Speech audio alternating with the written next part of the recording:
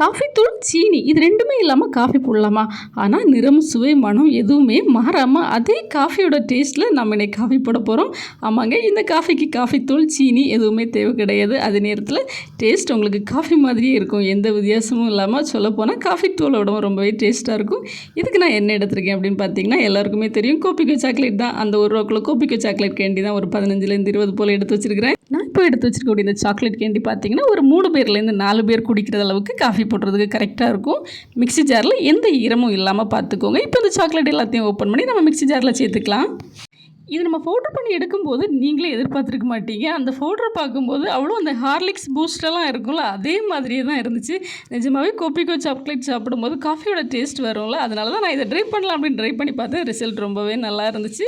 வீடியோவை கடைசி வரைக்கும் ஸ்கிப் பண்ணாமல் பாருங்கள். இது வந்து உங்களுக்கு ரொம்ப ஹெல்ப்ஃபுல்லாக இருக்கும். இப்போ தான் நம்ம வீடியோ ஃபஸ்ட் டைம் பார்க்குறீங்க, நம்ம சேனல் ஃபஸ்ட் டைம் பார்க்குறீங்க அப்படின்னா மறக்காமல் நம்ம சேனலை சப்ஸ்கிரைப் பண்ணிவிட்டு லைக் பண்ணிவிட்டு பக்கத்தில் இருக்கக்கூடிய பெல் ஐக்கானை தட்டி விட்ருங்க.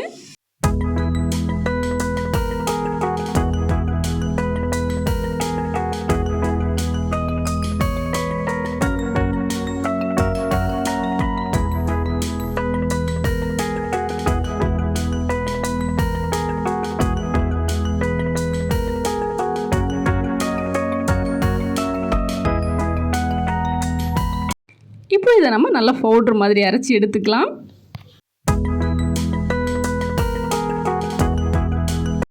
இது பார்க்குறதுக்கு அப்படியே ஹார்லிக்ஸ் பூஸ்டெல்லாம் இருக்குல்ல, அந்த மாதிரி இருக்குது. இது நம்ம ஃபேன் காற்றெல்லாம் பட்டால் கூட உடனே இது வந்து கட்டி பிடிச்சி போயிடும். அதனால் கவனமாக வச்சுக்கோங்க.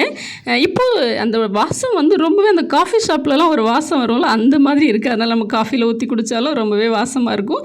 இப்போ இதை நான் பவுடராக ஆட் பண்ணாமல் இதில் வந்து கொஞ்சமாக நான் வந்து ஹாட் வாட்டர் சேர்த்துக்கிறேன். நான் வந்து கொஞ்சம் அதிகமாகவே சேர்த்துக்கிட்டேன். நம்ம காஃபி மேக்கர் அந்த ஃபில்டர்லலாம் நம்ம யூஸ் பண்ணிவிட்டு அதை வந்து நம்ம வந்து லிக்யூடாக எடுப்போம்ல, அந்த மாதிரி நான் எடுத்துருக்கிறேன்.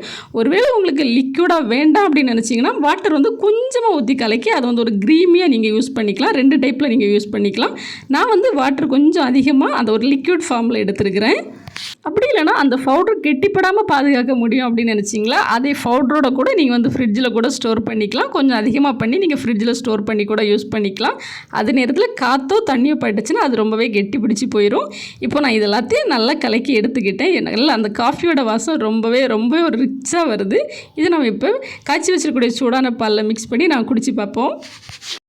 கெட்டிகள் எதுவும் இல்லாமல் நல்லா மிக்ஸ் பண்ணி விட்டுருங்க. நீங்கள் அந்த பாலில் சுகர் சேர்க்கணுமா இதை ஊற்றிட்டு அப்படின்னு கேட்டிங்களா, சேர்க்கவே வேண்டாம். ஏன்னா அந்த சாக்லேட் உள்ள இனிப்பு எல்லாமே இதில் கரெக்டாக இருக்கும். நீங்கள் சீனி சேர்த்திங்கன்னா காஃபி வந்து ரொம்ப இனிப்பு அதிகமாகிடும். அதனால் நீங்கள் சுகர் சேர்க்கவே வேண்டாம். இது மட்டும் போதும். சூடான பால் மட்டும் நம்ம இதில் கலந்துக்கிட்டோம் அப்படின்னா போதும்.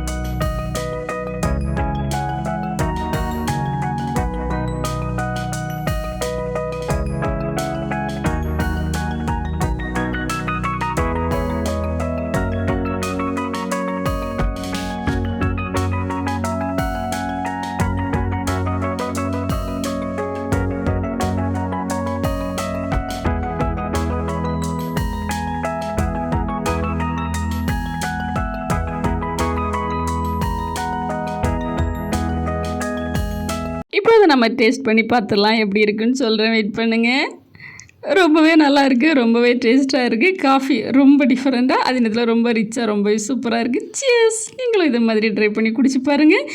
மறக்காமல் நம்மளுக்கு கமெண்ட் பண்ணுங்கள், லைக் பண்ணுங்கள், நம்ம சேனலை சப்ஸ்கிரைப் பண்ணுங்கள். இன்னும் நிறைய வீடியோஸ் நம்ம இதில் நிறைய டிப்ஸ் எல்லாம் போட்டிருக்கிறோம். மீண்டும் இன்னொரு டிப்ஸ் வீடியோவில் இது உங்கள் கிட்ஸ் குரல் சேனல். தேங்க்ஸ் ஃபார் வாட்சிங்.